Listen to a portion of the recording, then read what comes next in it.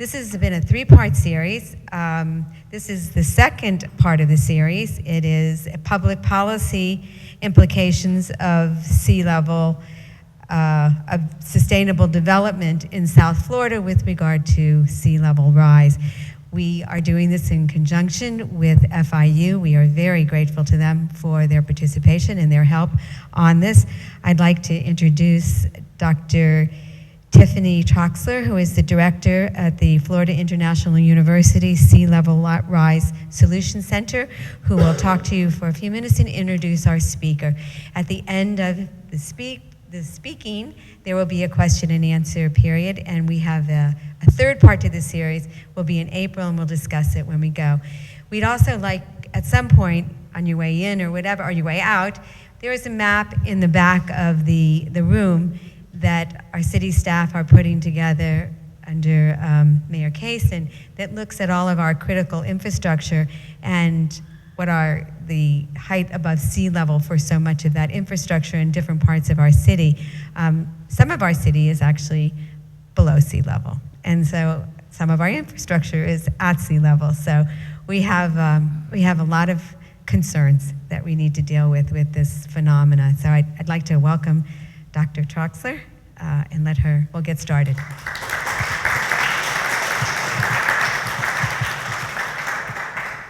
Thank you so much, Commissioner Keon and Mayor Kaysen and city staff for working with us on this discussion series. It's just tremendous to see government staff and the leadership really trying to get a handle on what's going on in their municipalities with regard to sea level rise and climate change. So just very briefly, I don't want to take much time from our speaker this evening, but just to the Sea Level Solution Center. So I'm a wetland ecologist, a research scientist at FIU, and represent just one of the disciplines that the Sea Level Solution Center brings together at Florida International University, as well as trying to leverage our partnerships with cities, with the county, and with the state agencies.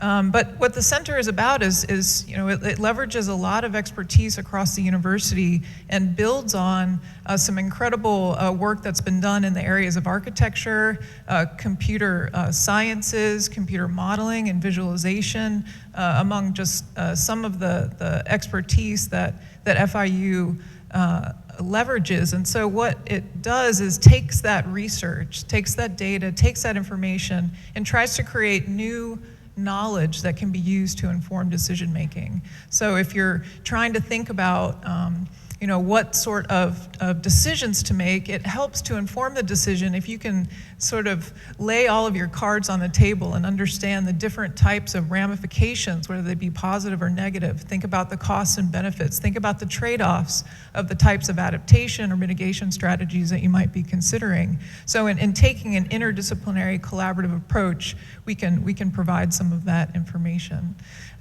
So without further ado, I'd like to introduce Dr. Ryan Stowe, and I have a quick bio for him. So Dr. Stowe, he's a senior scholar at FIU. He holds a joint appointment with the College of Law and the College of Arts and Sciences. He's also the co-director of the International Water Group of the Institute for Water and the Environment.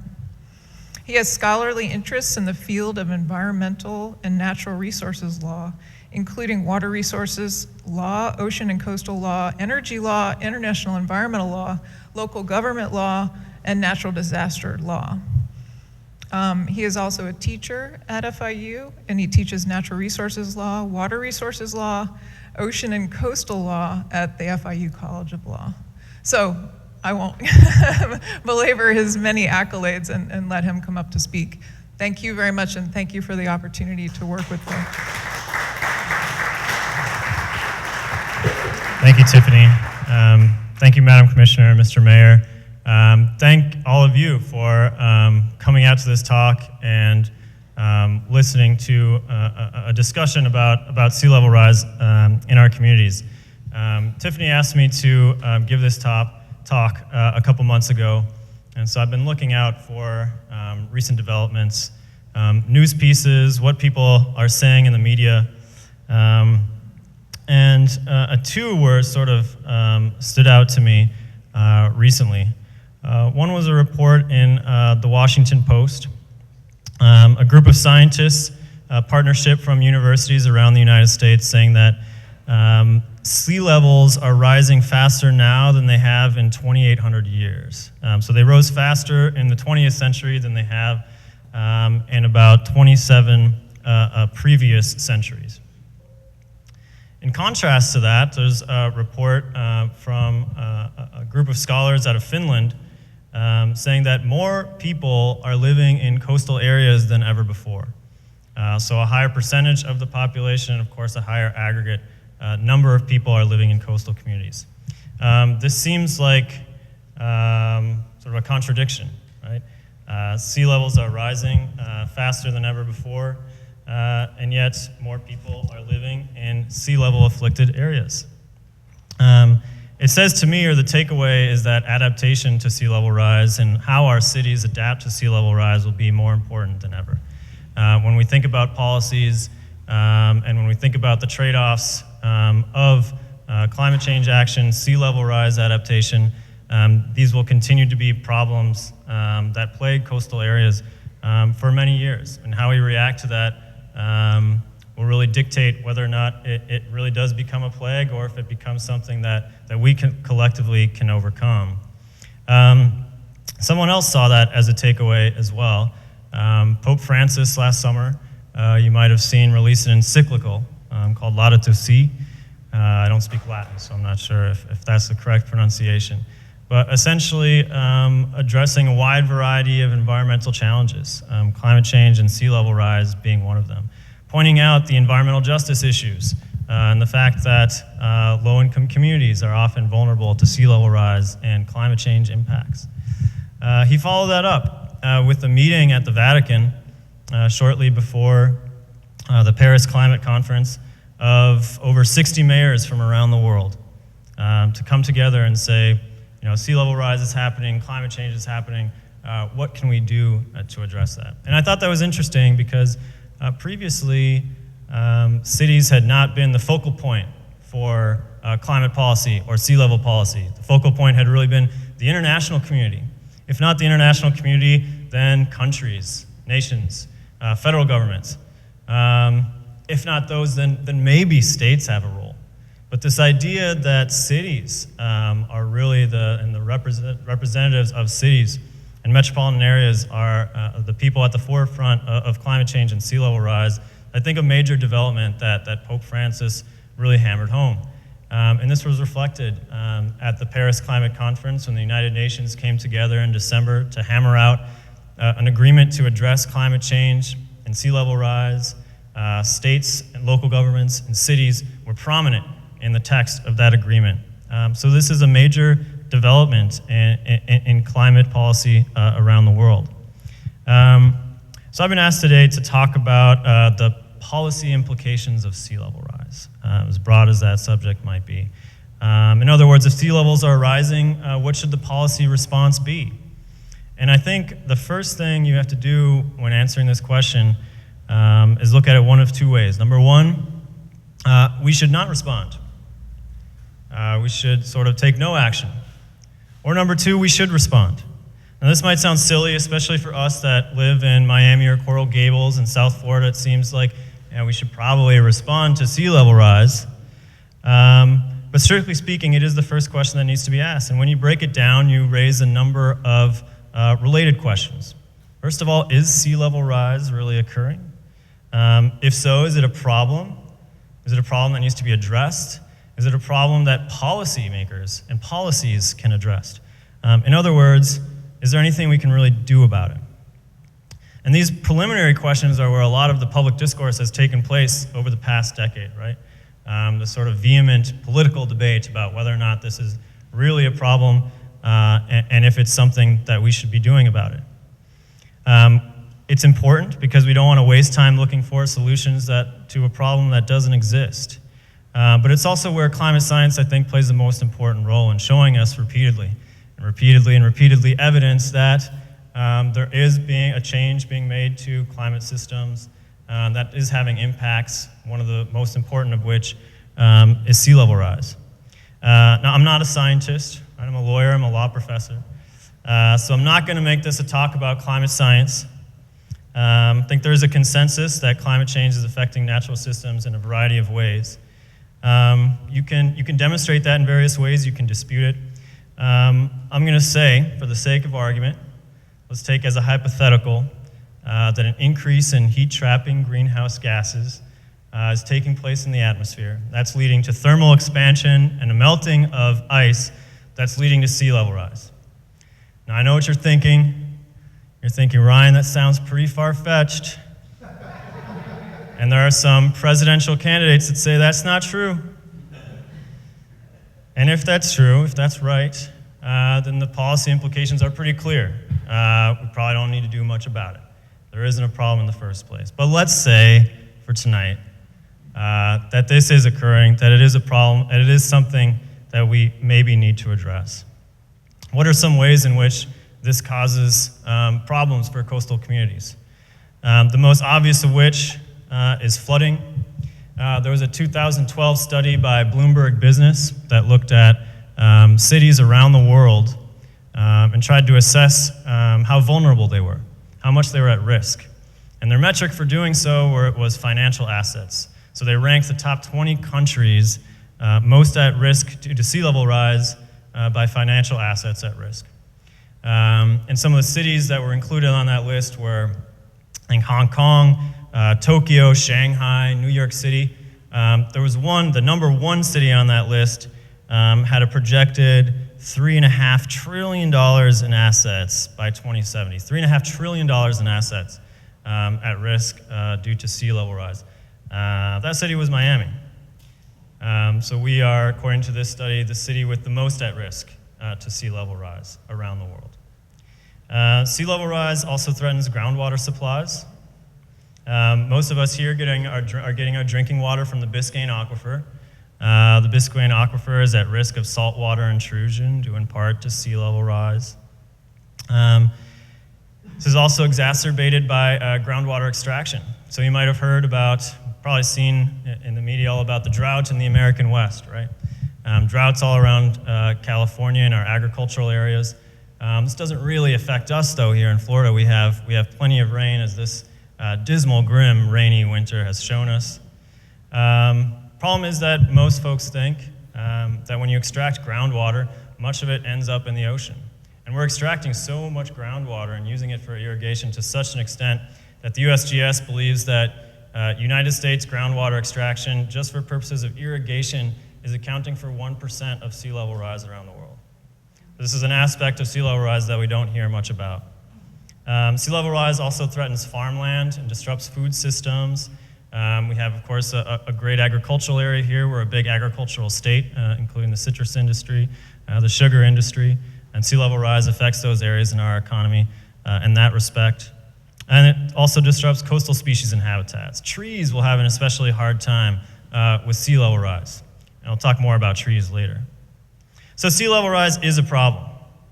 But is it one that we can really address through policy making? Many disciplines are at play here when we talk about sea level rise. The life sciences, economics, psychology, political science, ethics, and the technical sciences can give us the evidence we need to make some of these policy decisions, but at the end of the day, it's important to keep in mind that many of these decisions are value judgments. And consider just two dilemmas that policymakers have. The first is that the causes of sea level rise are local, all right? They're caused by emissions created by actors and activities all around the world, but the effects are felt globally. Unfortunately, there is not one government unit or agency that can regulate all these disparate actors and activities. The second dilemma is an intergenerational one, or a temporal dilemma. One generation emits greenhouse gases, and those gases, say carbon, stays in the atmosphere for anywhere from 5 to 200 years or even longer.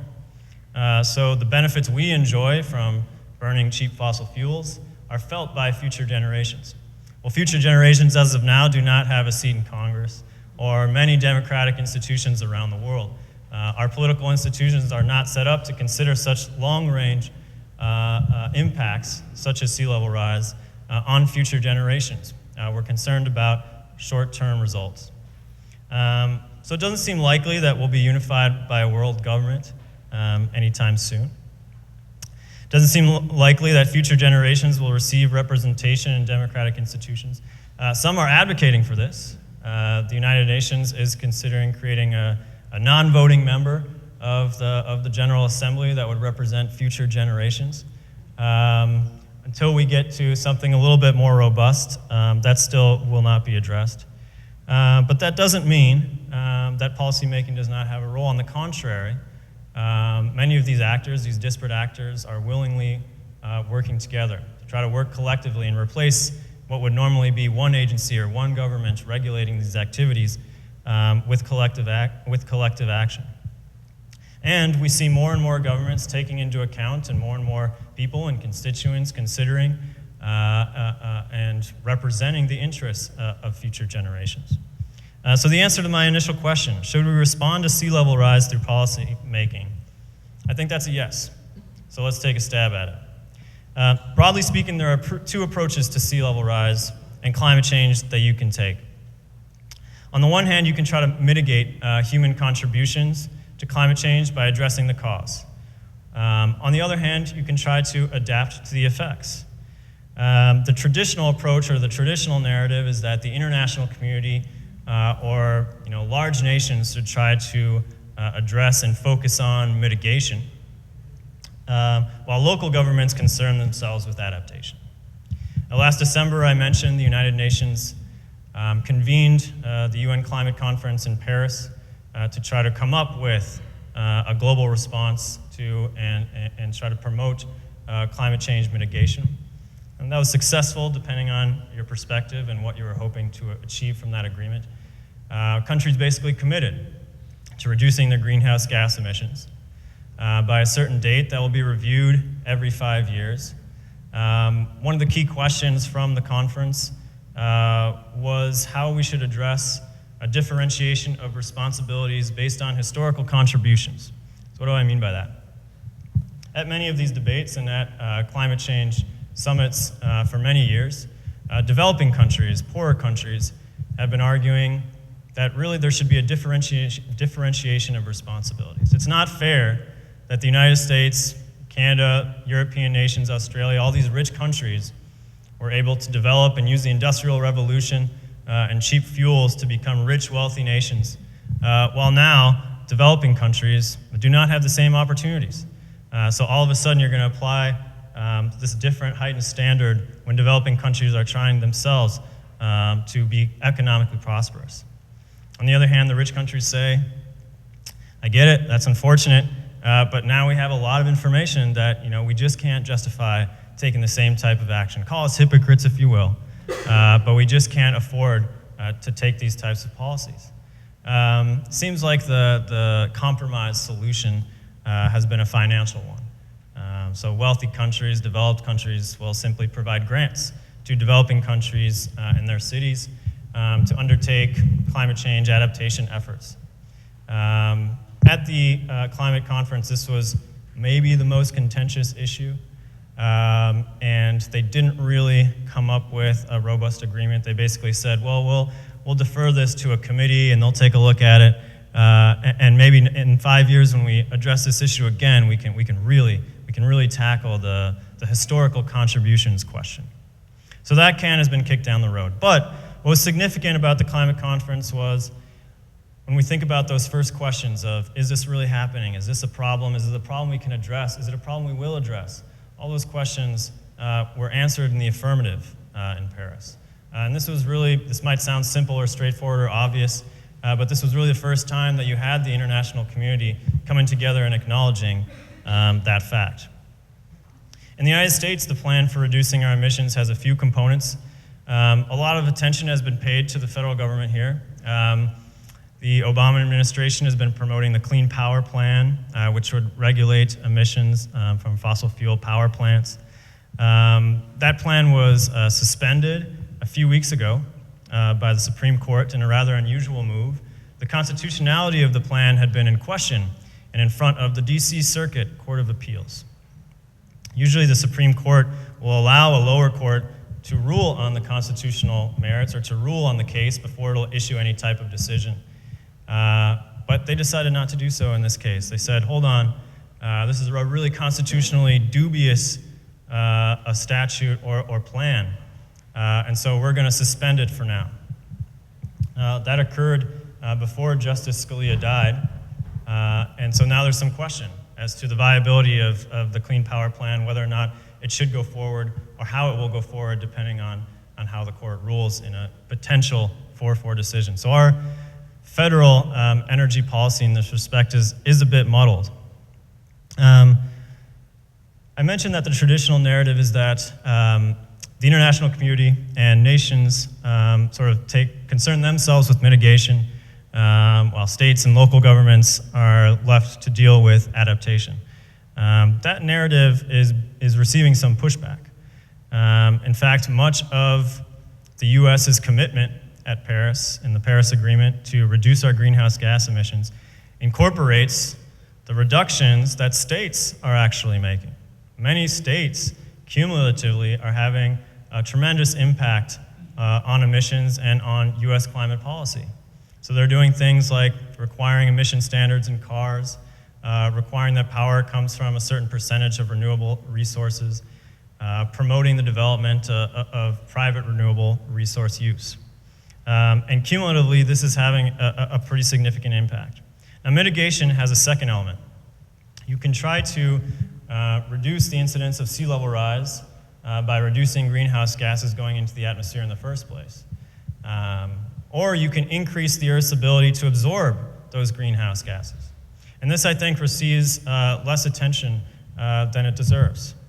Forests hold 2 to 3 times as much carbon as the atmosphere does. So when we clear cut an area or when we engage in deforestation, it's a double whammy. Not only does that release all that carbon into the atmosphere, we're also reducing one of our prime abilities to absorb some of those shocks. And it's a major sort of mitigation / adaptation strategy. Many of our national forest lands in the United States are located in the American West. We have 3 here in Florida. Over the past couple months, there's been a standoff.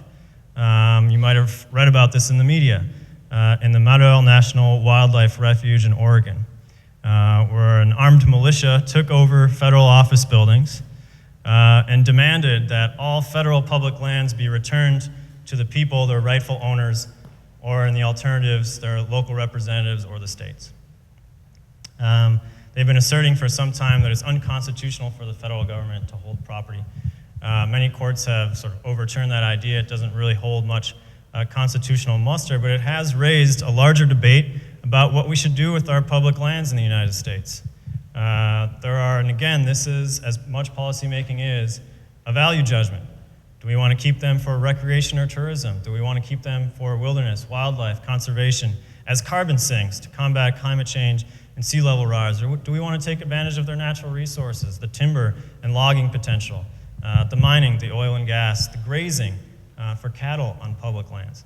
There's still uncertainty. Many of our federal agencies that manage public lands do not have a clear mandate.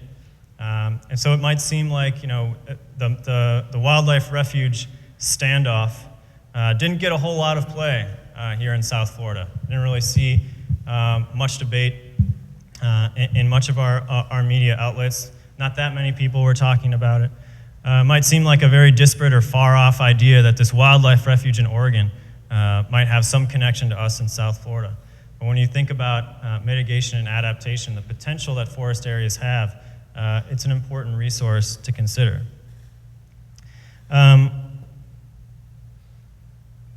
Once you get past this idea of mitigation, you really realize that not only are we a present generation with impacts on future generations, we ourselves are a present or a future generation. We are dealing with the impacts that our ancestors, our past generations, left to us. And so purely a mitigation approach would not be enough. And this is something that we see especially in many of our cities around the world and in the United States. So an immediate concern from policymakers is, what can we do now to adapt to changes that we're experiencing? What can we do now to adapt to sea level rise? But even there's a fundamental question that we have to answer. Should we stay or should we go? For most of human history, we were a fairly nomadic people. As hunter-gatherers, we moved from one place to another depending on changes in the environment.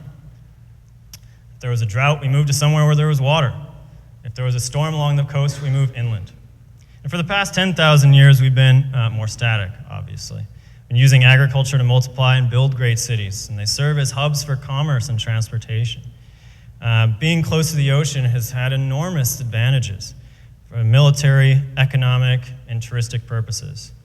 But the trade-off to that is that we are more vulnerable to coastal hazards. Some of these are quite dramatic, like hurricanes and tsunamis, but perhaps more threatening are the sort of gradual or creeping phenomenons, like sea level rise. Now, if you're a free market enthusiast, you might react to our coastal vulnerabilities and say, if it really is more costly than beneficial to live on the coast, the market will reflect that. Coastal property values, like property values here in Miami and Coral Gables in South Florida, will go down, while living in flyover states like my home state of Minnesota, property values will go up. The problem with this approach is twofold. Number one, it's not clear that property values will ever reflect the true risk of living on the coast. At the end of the day, we love living next to water. It's hard to change that aspect. Number two, natural systems aren't always gradual. And it isn't politically popular to refuse assistance or to deny assistance to people in need. The federal government has a role to play here. And the federal government's approach to coastal vulnerabilities and sea level rise has been generous, it's been thoughtful, but in some ways it's been counterintuitive and perverse. So first, the federal government provides flood insurance at subsidized rates. Right, this happened in Hurricane Betsy in 1966. The hurricane slammed New Orleans. Nobody had flood insurance. Right, the private sector, which would normally provide flood insurance, other types of insurance, said we don't want to have anything to do with flood insurance. Right, think about that for a second. Insurance companies are usually all too willing to give you insurance at the rates they deem acceptable to them. But flooding in coastal areas is so unpredictable and so devastating when it does occur that private sector, private insurance companies have said, that's just too risky for us, we don't want to be in that business. So the federal government, after Hurricane Betsy, says, well, okay, we get that, but we need to protect people in some way. And so they passed the National Flood Insurance Program, and it provides flood insurance to coastal communities at rates that are not necessarily actuarial, so they don't necessarily represent or reflect the actual risk of living in an area. Again, that's generous, but the flip side is that it creates a moral dilemma, right? It makes it easier to live in flood-prone areas. It subsidizes the risk of living in flood-prone areas. Shortly after passing the National Flood Insurance Program, Congress realized it had made a trade-off that perhaps it hadn't anticipated. So they passed the Coastal Barrier Resources Act. And the Coastal Barrier Resources Act essentially said, for all areas that aren't developed right now, those will not be eligible for federal flood insurance should you choose to develop them. All right, fair enough. But as you can imagine, there aren't that many areas in coastal communities that haven't been developed. There are some, and I think at the next talk, we'll hear from students developing a resilient building plan for Virginia Key Beach Park area, and that is under the jurisdiction of the Coastal Barrier Resources Act. But it's not popular to go back on the National Flood Insurance Program. It's not popular to raise people's insurance rates. You all might have noticed a couple of years ago, if you have federally provided flood insurance, that your rates skyrocketed. That was because Congress passed a bill that essentially moved rates closer to the actual risk that your home might have. This received a lot of blowback, especially from communities in South Florida. And so I think it was less than 12 months later, Congress passed another bill that repealed that initial bill. We're back to our subsidized rates. The second thing the federal government does is it provides bailouts to coastal communities through disaster relief. Miami received disaster relief after Hurricane Andrew. New Orleans received disaster relief after Hurricane Katrina, New York after Hurricane Sandy, and so on and so on. Now that's certainly compassionate, but again, when these things happen, politicians are falling over themselves to provide bigger and bigger and bigger relief packages. And this has the perverse effect of disincentivizing development outside of flood-prone areas. So when you think about letting the market promote retreat from coastal areas, you have to be prepared to leave some of these communities out in the cold. And there are very few political actors, no matter what side of the aisle you're on, that are willing to do that. All right, so if widespread retreat is not a viable option in the immediate future, and the federal government is mostly encouraging development in coastal areas, what are some policy options available to help communities adapt? One concern is whether or not to fix coastal property boundaries. So should we look at our maps and say, this is Coral Gables, this is Miami Beach, that's it. We're gonna do anything and everything we can to make sure that those property boundaries stay the same. Surprisingly or not, states are not uniform on this issue. In Florida, our property boundaries adapt. So as there is erosion or sea level rise and your beach in front of your house recedes, so does your property boundary. The flip side is, if there's sort of accumulation of sand, deposit of sand, and your beach gets bigger, well, you get that property too. But as you might imagine, and the more familiar you get with sea level rise, you know that if you're taking that bet, you would hope, you would probably wish that the property boundaries would be more fixed than they are. This actually became an issue in Florida. A case went all the way up to the US Supreme Court in which the State Department of Environmental Protection fixed the property boundary up in Walton County. They said there's erosion, there's sea level rise here, we're gonna fix the boundary. This is an erosion control line. If there is sea level rise or erosion, we're just gonna keep dumping sand on it. We're gonna nourish the beach to make sure that this line remains fixed. Now the property owners, you would think, would be happy about that. They had, at the cost of the government and taxpayers, a beach that would remain fixed and not be vulnerable to sea level rise. But they disputed it. They said, well, yeah, that's true, but now technically the state has contact with the water, and I don't have that theoretical contact with the water. So we went all the way up to the Supreme Court. Supreme Court said, the state has the ability to do this. You might be losing your theoretical contact with the water, but you still have that traditional littoral right of being a beachfront property owner. In North Carolina, maybe you've seen pictures of some properties there in which you have these $1 million homes with a mountain of sandbags sort of building a temporary wall. This is another area of dispute. North Carolina State has said you cannot build these types of structures to prevent sea level rise or encroachment onto your property, and property owners are, as you might imagine, fighting that pretty strongly in the state and federal courts. In metropolitan areas, sea level rise can be addressed through a variety of measures. Land use planning and zoning are some of the primary options or policies that cities have. Requiring buildings to be elevated, protecting sand dunes and mangrove habitats, rezoning hazardous areas as open spaces, requiring the best available construction materials in new buildings, some hybrid combination.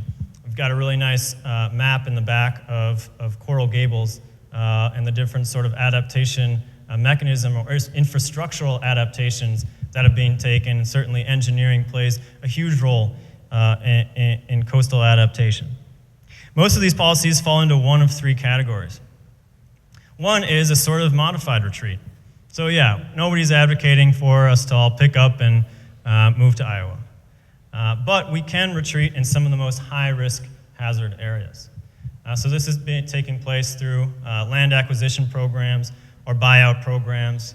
You identify a high-risk area and you turn it into mangroves or sand dunes or a park. You reduce your human vulnerabilities. Another is protection. So So let's build actual defenses, armoring, seawalls, sand dune walls, mangroves, natural systems. These are all forms of protecting against sea level rise. And a third category is accommodation. So let's say, we're sort of accepting sea level rise is taking place. We can't totally prevent it, but we can be resilient to it. We can require that our buildings are a certain height on their base floor elevations. We can require building codes that require certain construction materials, right? We can accommodate to sea level rise. An effective adaptation requires some mix of all three of these strategies, depending on the context of the local environment. Again, there are trade-offs. What's important to remember is that most of those decisions have costs and have benefits. Seawalls, they protect against sea level rise, but they might interfere with natural processes of erosion and coastal habitats. Elevated buildings, not as prone to flooding, but they might block that view. Using eminent domain to retreat from high-risk areas, not a very politically popular move. To combat saltwater intrusion in Biscayne aquifer, some have proposed, and many coastal communities are considering desalination plants. They're taking salt water and turning that into fresh drinking water. San Diego has taken this approach. They're moving forward with a multi-billion-dollar facility, but that too has trade-offs. There are water quality concerns with the waste that creates, and it requires enormous amounts of energy to produce. Ultimately, communities like Coral Gables have a number of options in front of them. They can choose to keep some, they can discard others, they can do their part to contribute to sea level rise mitigation. I started this talk by questioning if policy has a meaningful role to play in combating the effects of sea level rise. And I believe policy does have a strong role to play. But it's important to remember that all these policy approaches are essentially value judgments. Thinking back to our climate change mitigation discussion, if we're thinking about where to set a global ceiling for greenhouse gas emissions and how we distribute emission allowances under that ceiling, we're essentially weighing our own interests against the interests of future generations. We're weighing the ways in which we distribute emissions allowances and how we view historical contributions to climate change and sea level rise. In the 1990s, you may have saw or remember that there was a lot of talk about the ozone layer. There was a big burning hole in the ozone, right? This was caused by some fairly specific chemicals that are contained in things like aerosol cans, refrigerators, and freezers. And countries got together and they adopted the Montreal Protocol. And the protocol banned those chemicals from international trade, and the ozone, for the most part, repaired itself with respect to those chemicals. Many times when I teach natural resources law, environmental law, ocean and coastal law, we'll sort of look at Montreal Protocol, and it gives people a lot of hope that we were able to tackle this problem through this fairly straightforward international agreement. Unfortunately, climate change and sea level rise isn't as easy as banning a few discrete chemicals that we find in aerosol cans, right? We're talking about more systematic and global effects that will be around for a long time. But while countries figure out how to fairly reduce emissions, cities are tackling and will bear the brunt of the immediate impacts. How they respond will go a long way towards answering that question of what the policy implications are of sea level rise. I thank you very much for your attention. Hope you have any questions.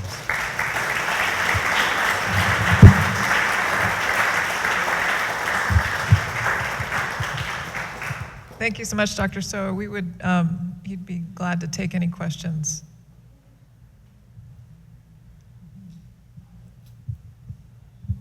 You didn't talk very much about solar or wind or that kind of strategy. Are city governments doing enough to create a clear path in zoning or however they can to create a clear path toward alternative sources of energy?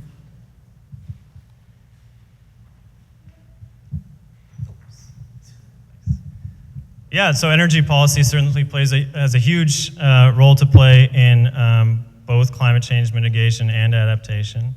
I mentioned that states don't get enough credit for the roles that they play in mitigating greenhouse gas emissions. So much of, again, the United States' commitments to reduce emissions are sort of banking on all the states. I think there are about 23 of them now that have said, we're going to require that at least 25% of our energy is coming from renewable sources by X date, 2020, 2025, 2030. States are sort of clamoring. Some of the states that are adopting these policies are competing with each other, trying to be more and more proactive on this point. We have an important decision to make as Floridians in the November elections. One issue that has arisen in some of these states in the development of solar power is how we can finance solar installations on private homes.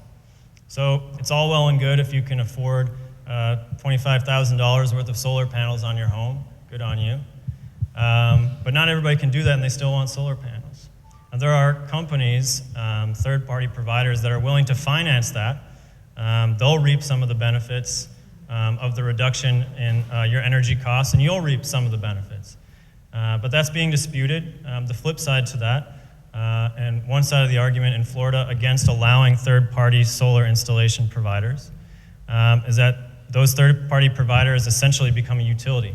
And it's very hard for the state to regulate, utilities all around the state. There'll be thousands of them.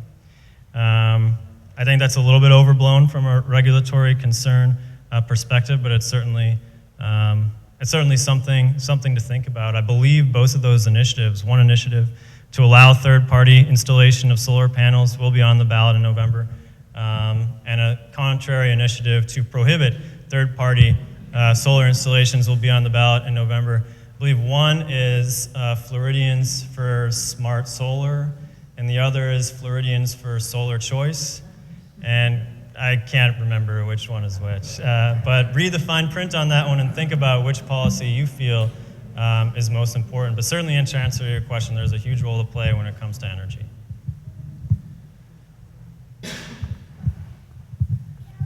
More questions?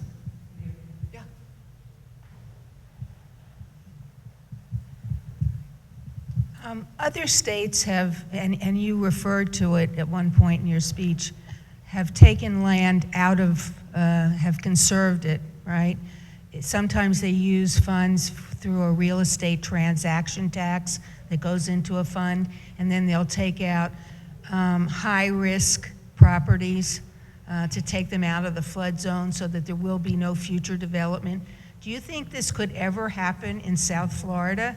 Unless we had a catastrophic storm like Sandy, which helped New York take out a lot of the properties on Long Island and Brooklyn, et cetera. And I guess that the other question is, the Pope did bring out the responsibility of humankind to not put more people at risk. And yet, in South Florida, we continue to pump development, it's kind of like let's get more development going so we get the property taxes so we can pay for the pumps and the pipes and the elevating streets. And yet there doesn't seem to be this sense of responsibility for putting a lid on development and keeping more people and more properties at risk.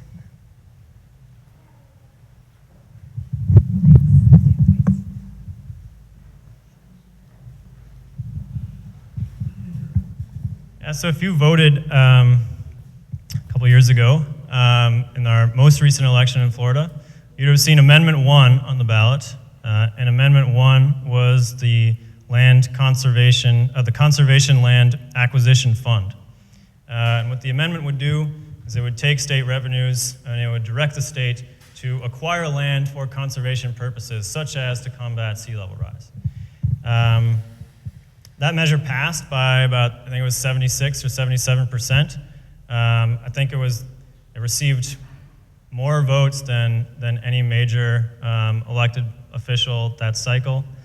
And now there's some debate about what that means. The initial drafters of the amendment said this is to acquire new lands, new conservation. The state has said this can be used to manage existing lands, essentially replacing the budgets or already existing costs of managing state lands. To be fair, to be fair to the states, the amendment was written somewhat vaguely and ambiguously. You could interpret it that way. It seems clear that the spirit of the amendment, and when people were voting it, they were voting for it to acquire new land and new conservation land. But that, at this point, that hasn't really taken place. One of the ways in which that's actually been applied, aside from this idea that you can use it for existing operations, the state has dispersed this to a bunch of different agencies, such as the South Florida Water Management District. It says, here's, by the way, your money from the Land Conservation Acquisition Fund. And then it's the agency's discretion, and it's up to them to interpret, well, what do we do with this? What does this mean? Are we supposed to use it for existing operations? Is this instead of the normal budget you'd be giving us, or are we supposed to acquire new land? So we're still dealing with that in Florida. Though it is, as you mentioned, one way in which this does take place is often after natural disasters. So you've got areas that are both newly identified as high risk, and it wasn't clear that they were such high risk areas in the first place. Other areas you've just got total abandonment, and this is a prime opportunity to sort of restore this, use natural systems, or create that sort of site-specific retreat strategy.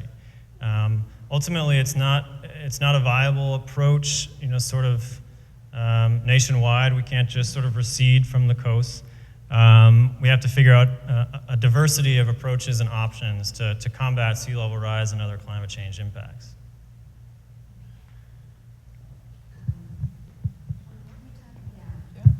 I'd like to, for just a minute, I would like Matt Anderson, who is our sustainability specialist in the city of Coral Gables, to talk to you a little bit about the things that the city has done and the programs that we have enacted to improve our sustainability and to deal with some of the issues that we're talking about here tonight.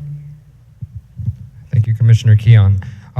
Briefly, I just wanted to touch on, most of you probably know, but we are in the process of finalizing a sustainability master plan, which is going to be a 10-year plan, looking at our city operations and how we can become more energy, water efficient, conserve fuel. So we've identified over 24 projects that we could do within the city, including LED street lighting, upgrading our building efficiency, because we as a city want to lead by example and want to lower our carbon footprint. So that's one of our biggest accomplishments that we're looking forward to completing. Another project we have is here in the city. We are working on. We actually have PACE financing, property assessed clean energy, and we've had over 79 projects completed within the city. And you as residents can qualify for funding through a voluntary tax assessment to do energy efficient upgrades on your home, such as install solar panels. So we have that information on our website, so I definitely encourage everyone to look into that. We also, within the city, have a very active sustainability advisory board that is working on all initiatives regarding sustainability within the city. And we typically meet on the fourth Wednesday of every month at 5 p.m. So anyone that's interested, the meetings are open to the public. And this city is truly leading by example when it comes to sustainability. And we're always looking for more and more ideas to implement because we want to be a leader in sustainability and set the example for our community and the rest of the region. And as part of that too, with regards to sea level rise, the city signed on as a partner of the Southeast Florida Regional Climate Compact, which is basically a partnership amongst the West Palm Beach, Broward, Miami-Dade, and Monroe counties, and kind of looking at sea level rise as a region and kind of attacking this problem. And the city is now, at the tables and involved in those discussions of coming up with adaptation and mitigation strategies, which is very, very crucial. And we've attended, the annual Climate Compact Conference to be able to look and bring additional resources here into the city. And one project that we recently just started is we're involved in a climate resilience dialogue. We're one of 5 cities around the country that are involved in this. And it's a partnership with the White House Climate Action Champions and a variety of other resources around the country that basically we're having a climate adaptation discussion. It's a 5-week project and it's a pilot project. And this has been very successful in other fields such as medicine, and they want to do it on climate adaptation. So that's the discussion that we're having ongoing. We just started last week, and we have 4 more weeks of that discussion, and we're really looking forward to that. And then one of the last projects I wanted to mention is we're doing a vulnerability assessment. This commission has made a commitment to looking at sea level rise and looking at our vulnerability. and we're doing a vulnerability assessment. We're looking at our infrastructure that's most at risk and coming up with a plan for adaptation and mitigation. So I can tell you firsthand, with the support of our commission, our city manager, and our staff, that we're committed to coming up with adaptation and mitigation strategies to this very, very serious problem we have here in South Florida. Thank you. Do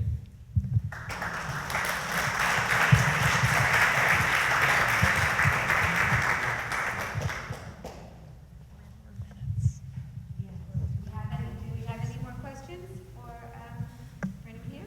One more question there.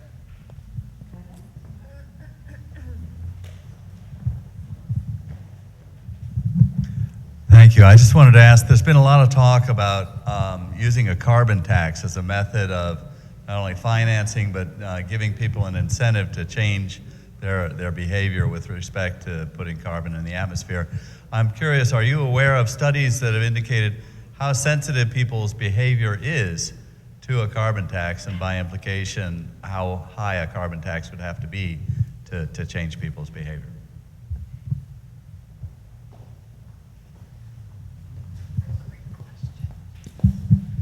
Yeah, so they've tried, this has been debated for a number of years.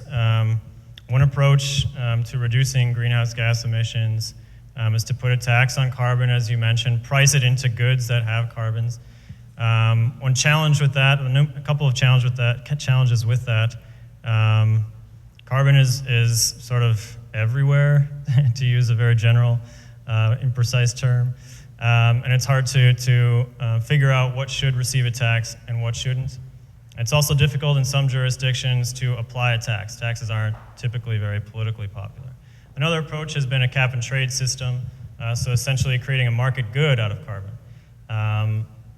Vancouver was one of the first cities to experiment with a carbon tax. They adopted it, I think, five or 6 years ago. And they have seen some success with it. I think they applied it primarily to gasoline. So there is some evidence, some anecdotal evidence that it's working in some cities. They did reduce their overall emissions or consumption of gas. I think one interesting dynamic we have now is that we have such low gas prices, largely as a result of a fracking boom or an expansion of natural gas production in the United States. Well, this has a number of different angles to it. On the one hand, fracking is not typically favorably viewed by the communities that have fracking going on in their backyards. It does provide some jobs, of course, but it has some impacts on seismic activity, as well as water contamination and groundwater supplies. On the other hand, we're seeing the benefits every day when we fill up at the pump. So it would have, I think, some contradictory aims if we applied, say, a 2, 3, 4, 5 cent carbon tax on gasoline when our widespread natural gas production has caused prices to drop by over $2.50 a gallon. It is one approach, though, and I think it's one that municipalities, Vancouver has shown that cities can think about applying it and that they can apply it successfully. States can think about this, the federal government can think about this. I think one of the largest obstacles will continue to be political will. Sure, can we take one more question? It's almost 7 o'clock, so we were going to have, I was going to ask Commissioner Lago to come up and join us, and he can tell you about, he actually used the PACE program and has installed solar panels on his house, and he can tell you his experience, and hopefully you can talk with him after it's over if you have some interest and would like to do that. It is one of the great ways that we can reduce the amount of fossil fuels that are used in our community locally and use the sun. So I'd like to introduce Commissioner Vince Lago.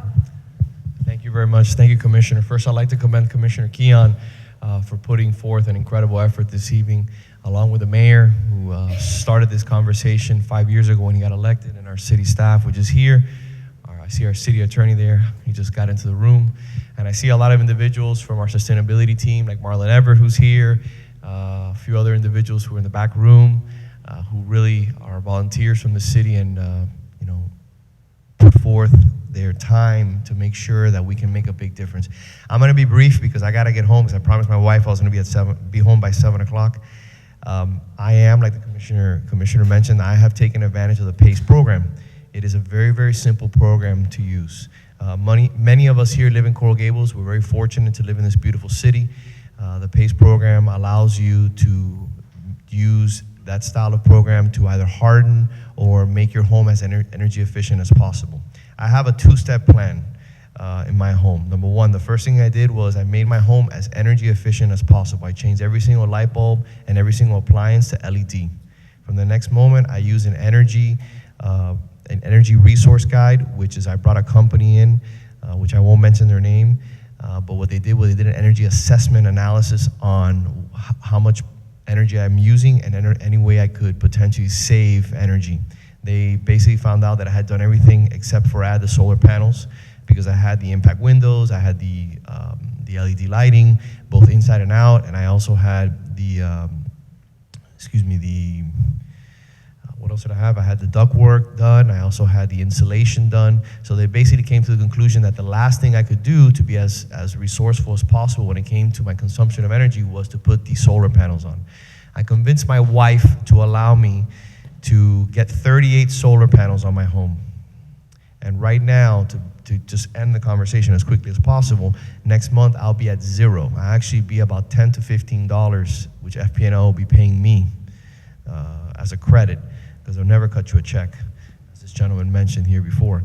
But they'll be giving me a credit. The purpose of that credit will come to an end next year when I get an electric car. So there's a little bit of redundancy and a little bit of additional energy that I got some extra panels so that I can, when I get my electric car next year, I'll truly be off the grid and I'll be saving as much energy and I'll be lowering my carbon footprint as much as possible. It's a very, very easy program to use. If you've lived in your home over the last 5 years, you should have enough equity where you could use a PACE program to really, really get these solar panels on. Some of the things that this city has done that I want to mention, this commission has done, which puts us at the forefront. I don't think there's any other city in Dade County that's doing what we're doing. As of, correct me if I'm wrong, as of last month, we banned polystyrene sales in the city of Coral Gables. We are now bringing forth, which I'm going to present to the city commission, a ban on plastic bags. We're now going to be, thank you. We brought, oh, awesome, yes, thank you, Mayor. We brought to the commission approved 5-0.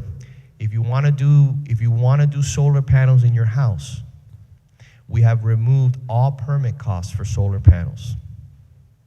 Don't forget, there's also a 30% federal credit on the solar panels. So for example, I pay $30,000 for my solar panels. I get a 30% credit, so I really paid $20,000. And then what ends up happening is that it's paid over 15 years. You amortize it over 15 years or 10 years or 20 years, depending on what you want to do. It's like a loan for a residential or commercial property. So at the end of the day, I'm paying about $170 a month for zero electricity bill. If you take into account that I used to spend about $100 on gas, take that away, so now my bill is really $70. And now there's also a debate whether that's tax deductible or not, because it is a tax like this gentleman mentioned before. So you have several different things that when you look at the calculation as a whole, I'm probably spending about $30 or $40 a month. So besides the fact that now there's no actual permit fees, besides the fact that when you come to the city of Coral Gables with a solar panel project for your home through the PACE program or through any program, if you're fortunate enough to have the ability to pay it cash, you're also expedited. You're put to the top of the list. So you'll have your permits taken care of for any solar program immediately. So there's a lot of things that the city's doing, like Matt had mentioned before, in regards to our sustainability plan, in regards to the individuals who are here today, who are part of our sustainability team, who are all volunteers, residents of the city of Coral Gables. This city is here to try to do everything in its power to be as sustainable as possible. If you have any input or any questions or would like to get involved, you can either see Matt or many of the individuals who are here today from the city of Coral Gables. It's a pleasure. We're always willing and interested to listen to your ideas, and I appreciate you coming out and supporting this great event. Thank you so much. inspiring. So if I could just thank Dr. Stowe again one more time for presenting to us this evening. And I have two quick announcements. An important one is Matt Anderson has parking passes for you for the parking garage, if you did park in the garage. Right over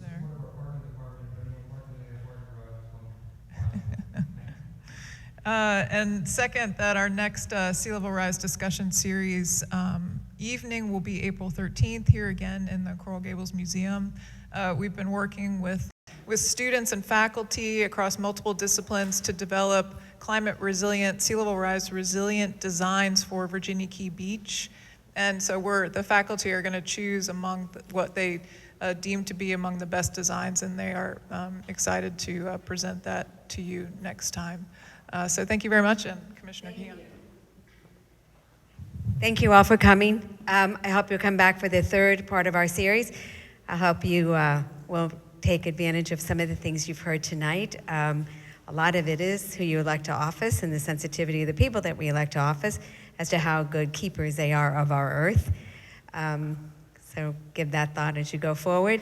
And thank you very much. I was just reminded that on April 23rd, the city is again going to do an electronic recycling program by City Hall. So any electronics that you have, bring them to City Hall and we can have them recycled. There we will cycle them.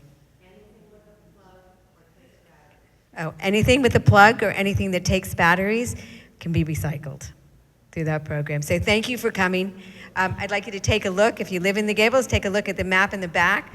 You can tell how high you are above sea level, and we're going to look at our infrastructure. But thank you, and thank FIU. Good night.